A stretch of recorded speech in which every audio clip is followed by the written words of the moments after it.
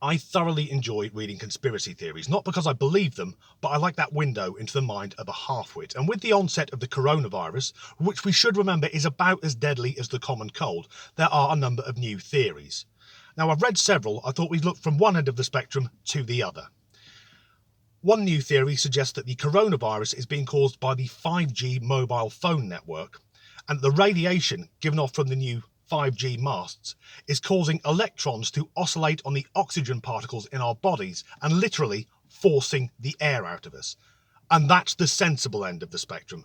At the other end, it suggested that once again, it's the 5G mobile phone network, but this is being used to create a fake virus, so billions of people will have to go and get vaccinated, and the vaccine will actually contain a microchip from which the forces of darkness can monitor our every thought and emotion and control our moods. This is apparently being done by none other than Bill Gates.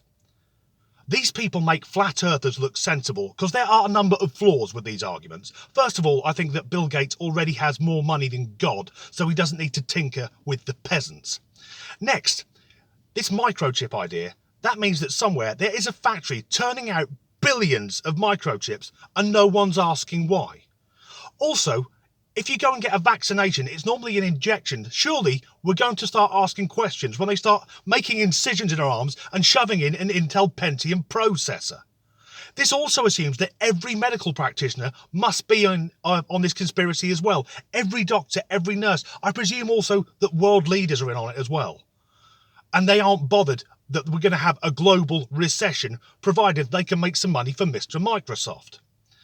And that's before we get to the biggest problem.